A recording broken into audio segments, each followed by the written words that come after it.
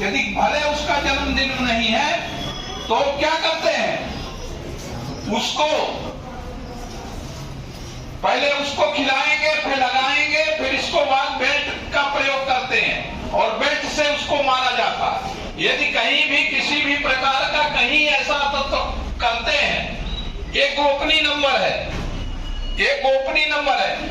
अब आवश्यक करके दिन भर मोबाइल आप लोग लिए रहोगे, कोई ना हो करोगे। ये वाला गोपनीय नंबर है एसपी साहब का, ये गोपनीय नंबर, इसको लिख लो और मोबाइल से ले लो। अच्छी बात है, वही शरारत उद्दंडता के लिए हम नहीं आए। मेरा सबसे आग्रह है कि यदि कहीं भी कोई भी व्यक्ति शरारत उद्दंडता गलत काम का उपयोग करता है, आप तुरंत पुलिस को खबर करेंगे, ये गोपनीय रहेगा। जिस प्रकार के बाज पक्षी समझते हैं, बाज पक्षी होता है, उसी प्रकार तत्काल पुलिस आपके सेवा भाव के लिए पहुंच जाएगी। तो डरने की आवश्यकता नहीं है, क्योंकि आत्मरक्षा का अधिकार के लिए बेटियों को और बच्चों को जूडो कराटे के माध्यम से प्रशिक्षण दिया जा रहा है हर जगह। आज ही कार्यक्रम स्वामी विवेकानंद में था। मैं इस संस्था के डायरेक्टर और जो यहाँ शिक्षक लोग हैं उनसे मैं आग्रह करूंगा, 1 घंटे समय निकाल करके बच्चों को आत्मरक्षा के अधिकार के लिए और स्वयं सुरक्षा के लिए बच्चियों को यहाँ पर जूडो कराटे का प्रशिक्षण दिलवाएं। तो मैं चाहूंगा इसको जरूर प्रयोग करना है। बच्ची अकेले आती हैं, वही नकारात्मक विचारधारा जो नशा के प्रति देख रहे हैं, नशीली गोलियां कोरेक्स का प्रयोग करते हैं, उनको दिमाग शून्य हो जाता है, सोचने समझने की क्षमता बेकार हो जाती है। वही फिर लड़का कई ग्रुप बना करके बच्चियों को टचिंग करना, परेशान करना, बच्चों को परेशान करना, ये अपनी आदत में उतार दिए। ऐसा नहीं है कि उनका जिस प्रकार के बरसात में आप देखे होंगे पखियारी, वही दीमक से पखियारी बनती है, वही दीमक पखियारी जब पानी गिरता है तो खम्भे या कहीं रोशनी होती है, वहां जाकर के उड़ करके वहां जाते हैं, टपक टपक के नीचे गिरते हैं। आज जो रीवा में दुर्घटना की स्थिति है, मोटरसाइकिल चलाते वक्त हेलमेट का प्रयोग नहीं किया जाता है। वही जो नकारात्मक विचारधारा के बच्चे हैं, आज रीवा का अमल दुर्घटना में सबसे आगे।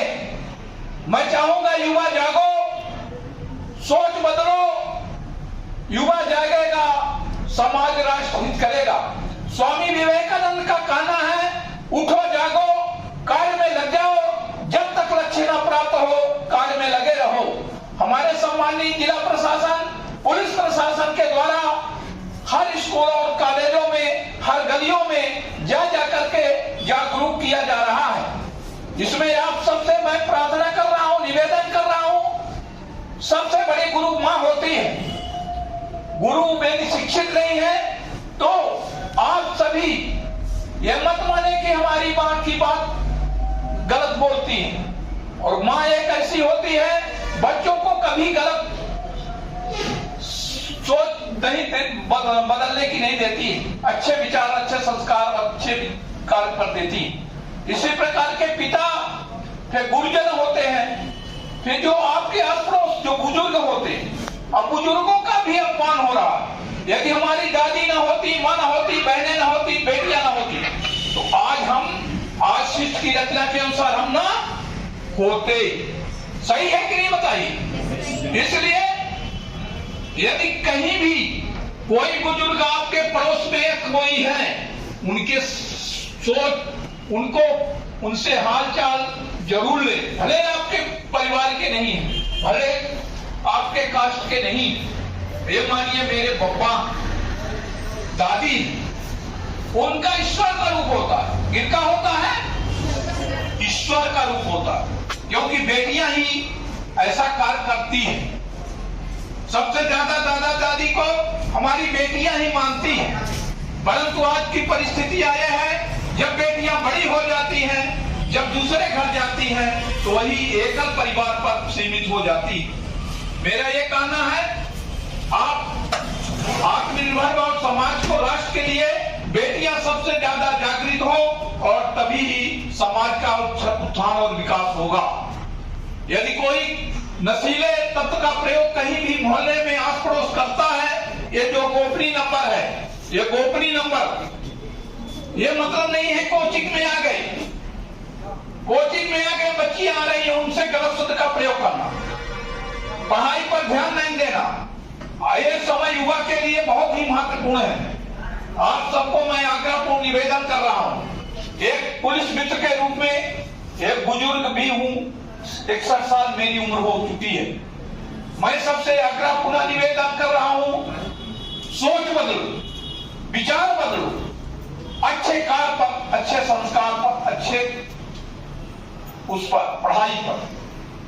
क्योंकि आज जो कोरोना का संकट पहले 2 साल पहले था, ऑनलाइन पढ़ाइयां होती थी, कई गार्जियनों का फोन आता था मेरे पास, मेरा बच्चा 2-2, 3-3 बजे तक मोबाइल देख करके क्या करता है।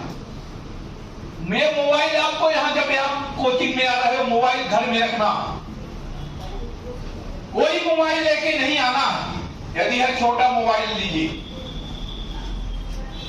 यदि आप कुछ मोबाइल पर रहेंगे, कुछ उन्नत नहीं कर पाएंगे। इसलिए सबसे आग्रह है, नशा, और हर घर में मोटरसाइकिल है, हाथ उठाए, सबके घर में है मोटरसाइकिल, अरे उठाए ना, क्या इसमें कोई वो है? आपके लिए नहीं है, सबके घर में है। कोई मान लीजिए मोटरसाइकिल नहीं है, 4 व्हीलर होगी, मोटरसाइकिल लगाते वक्त क्या लगाना चाहिए? हेलमेट। अभी अपने सुप्रीम कोर्ट, हाई कोर्ट के द्वारा संज्ञान लिया गया, 2 रूपों में रीवा जाना जाता है, नशा और दुर्घटना। ये अच्छी बात है कि बुरी बात? इसको दूर कौन करेगा? युवा, आप लोग।